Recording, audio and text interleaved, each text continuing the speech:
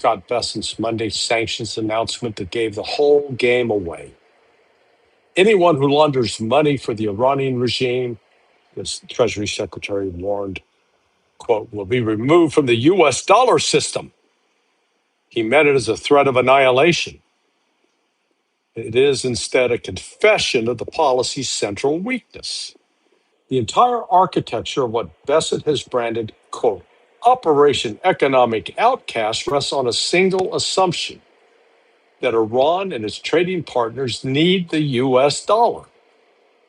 They increasingly do not. And the threat to bar someone from the dollar system means nothing to a trade that has already walked out of it and into the Chinese yuan. In other words, it's a nothing burger. Not only is it a nothing burger, I think the reason I think it's a nothing burger is, first, that was really well articulated. I like that you prepared a speech for us today. Okay, well prepared. Yeah. Very nice of you. I think it's a nothing, like, I don't think it's that significant for different reasons. I don't think they're going to implement what they say they're going to implement. I don't think they will sanction China. I don't think they will sanction. They'll start making exception after exception, dragging their tail, just taking their time in implementing this, hoping Iran will concede. I don't think Iran will concede anything significant, if anything at all. So yeah, I just don't think they'll execute it as they say they would. Otherwise, they would have done it already, and it'll just be too harmful for the U.S. economy and America standing on the world stage and the global stage. So, and I think a lot of countries will just not abide by it, especially China. So, yeah, I just don't think it's going to be that significant of an event, to be honest. Well, again, they're going after its trading partners, but when they're trading in yuan, they're not using the dollar. Yeah. I mean, wake up, Bessent. Jesus. I mean, really, this guy comes out.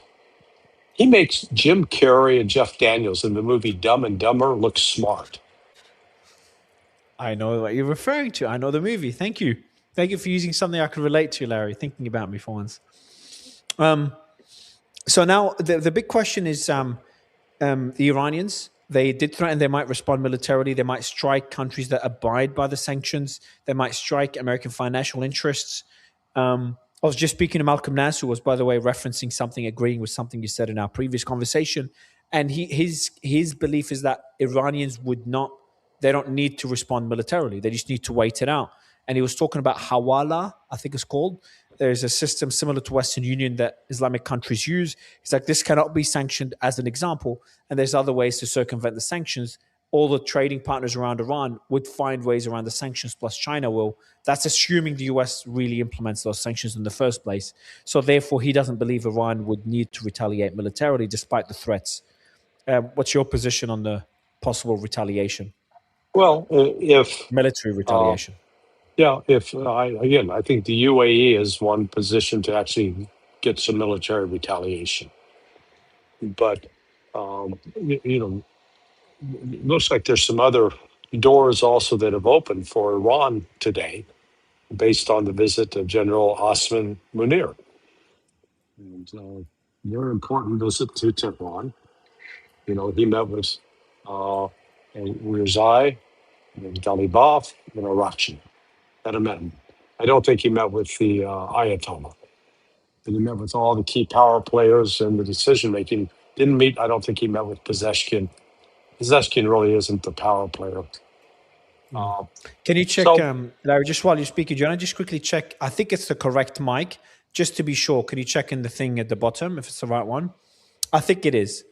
Yeah, is it windy today, brother? It is. Yeah, it's fine. It's not bad. If it's bad, I'll tell you. It's fine. So you didn't meet Pezeshkian. You think that meeting from Osman Munir could yield results? Well, it did. What we're told is that one, he went to offer Iran a membership in the Mecca deal. So that's not going to be put off to the future. That's now. Second, establishing a bilateral security agreement between Iran and Pakistan. Third, increasing trade with Iran. And again, they're going to use their local currencies backed by China, the yuan. They're not going to be going to a U.S. bank and trying to trade in dollars. Not going to happen. So what what Bessent is doing is he is creating an international financial crisis for the U.S. dollar. People are going to keep dumping dollars. Why use those? They'll be used against us. Let's go with the Chinese. This is really going to boost the Chinese banking system and outside of the dollar environment. So the Iranians have responded to the threats, and Hexeth has made comments as well. So there's another theory that people are talking about is some people are worried about America using a strategy of, I can't remember the term they use, but using what's that word? Using a strategy? You're suggesting the United States has a strategy?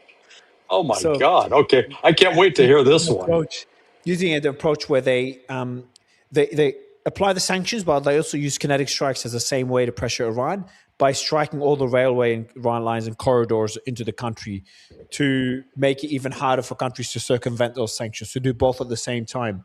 And Hexeth, so that was mentioned to me a while ago, too long ago, a couple hours ago. And then I just saw before we went live, a reporter asked Hexeth, is it fair to say that kinetic strikes are on pause right now? Hexeth says, no.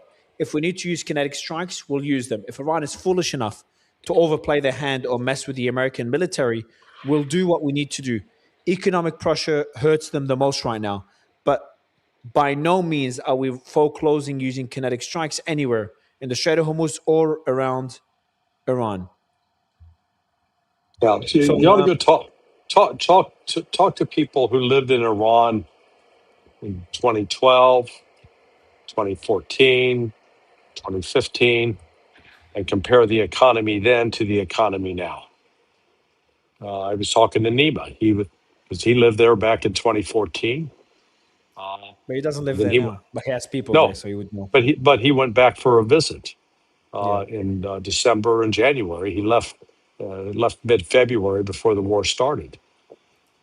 He said the economy is night and day different from what he experienced 12 years ago.